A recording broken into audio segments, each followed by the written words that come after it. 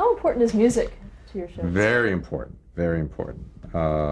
Music, music is so visceral, you know. Music sort of bypasses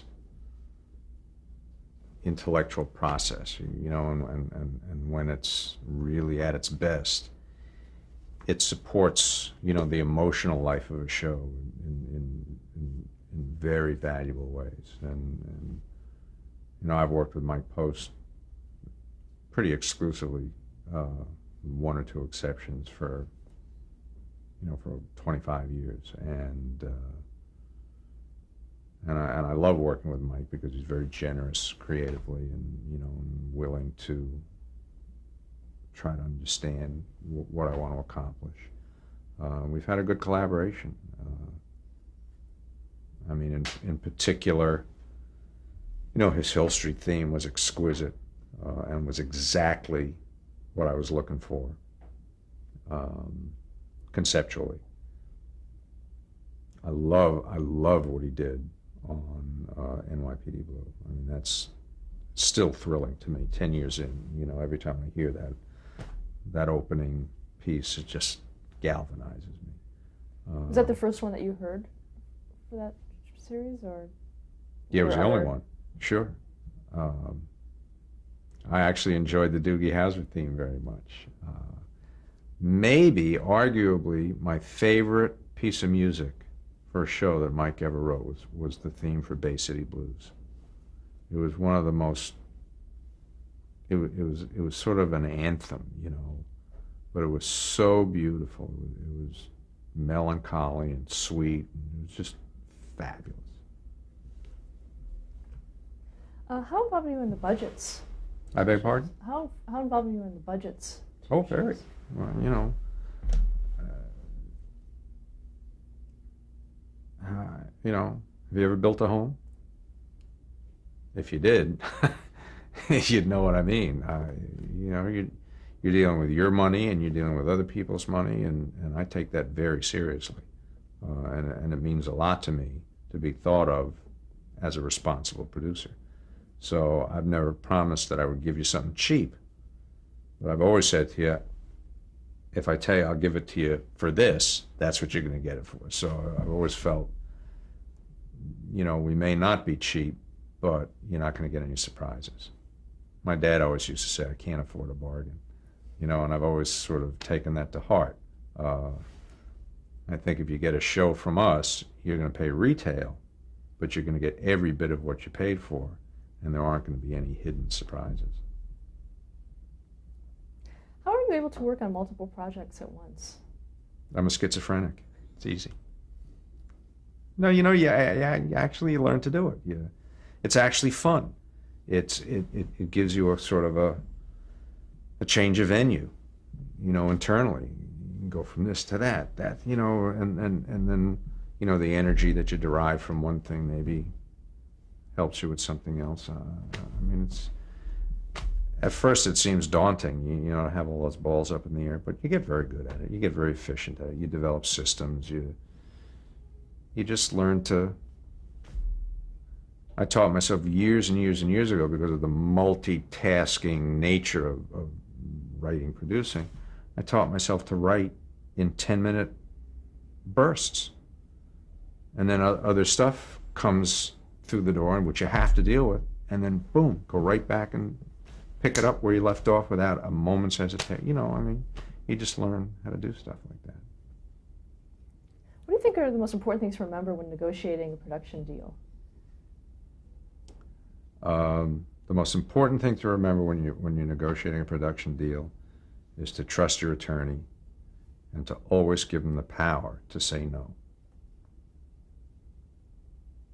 Do you have an example of that, a situation that? About 20. every long-term contract we ever negotiated. I had the best attorney in the world, and he always knew that he had the power to say no without calling me. That's a lot of power when you're negotiating, to be able to just say no. What are some of your recent projects? How recent? What are we talking about? What's coming up? We just sold a show to the Fox network, which is the first time I'll be doing business with them. And it's a cop show set 66 years in the future. What's it called? Well, its working title right now is 2069. Are you basing it on anything that you've done to date? No, I've never done. Well, actually, an altogether show. I did one futuristic project in my life. In 1971, I was a co-writer on a movie called Silent Running, which was a futuristic piece. But this is nothing. It's a cop show set in New York. Do you have an idea of what that future holds? I do. I do. Very much so. You're not going to tell me? No. How has television changed since you first started in the business? Oh my God, profoundly. You know, it's such a significantly more sophisticated medium today than it was 35 years ago. I mean, at every level, in terms of content, in terms of sophistication of the medium itself, you know, in terms of how much money we spend. I mean, it's just amazing, the technology of how we make television. It's just, you know, the way we edit, the way we post-produce. I mean, it's a different universe. Much better. Much better across the board. You know, they talk about a golden age of television in the 50s when I was a kid, and there were some wonderful shows on television in those days, but it was still a medium in its infancy. I mean, I think the real golden age of television, you know, was over the course of the last 10 years. And what do you think makes it so golden? Great quality programming. You know, there have been wonderful shows, you know, on television over the last 10, 12 years. Great stuff. Do you think a lot of that has been because the envelope has been pushed in a way? Yeah, of course, at every level. Again, technology, broadcast standards, sophistication, money, the emergence of, you know, the writer-producer as a pretty autonomous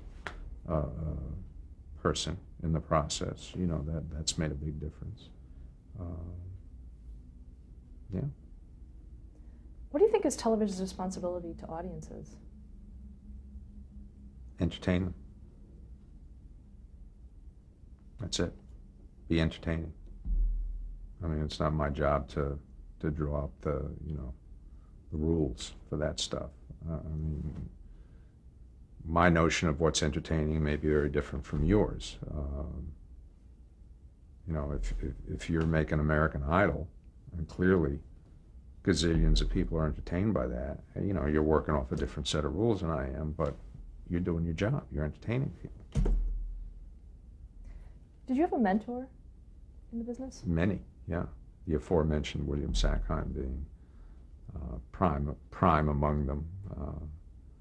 I had an early mentor at Universal by the name of Dick Irving, who was very special to me and, you know, started me producing in 1971. Yeah. Have you mentored anyone? I think so. I think I've mentored a lot of people. You know, you have to walk out the door and ask other people, but yeah, I think I've mentored a whole bunch of people.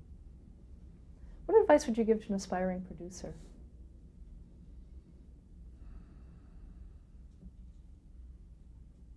Don't fuck it up. Anything beyond that? Well, that's pretty good advice, don't you think? It's a little general. Well, all right, if you're going to force me to be more specific than that, which I think is very rude of you, but I'll try. I think a really good producer has to find a way to impose his or her sensibility on the enterprise at hand without doing it at the expense of other people's sensibilities. And that's also kind of a general statement. But if I have to choose between your sensibilities and mine, I'm going to choose mine. What I'd like to do is include you in the process and make you feel legitimately contributive to it. But I'm the guy. I'm the boss. And it's my job to get as close to my vision of this thing, whatever it is, as I can. And a lot of that has to do with, people management and empowering people to get the best out of them. But at the end of the day, it says, produced by our executive producer, Stephen Bochco, at the end. And if it falls short of the mark, it's my fault. So, the advice I have to give producers finally is take responsibility for what's up there, good or bad. Preferably bad, Always share the responsibility when it's good and take all the responsibility when it's bad. Thank you very much. You're welcome. Good work. You genius. Thanks. Don't ever come back here. Unless I get into the fourth decade of my career, Okay, then you in can come 2069 back. we'll come back. And Right. There you go. see on the mark you But I were tell you down what, the line. if our future show is a big hit, you can come back in 5 years and fill in the blank spot. How's that?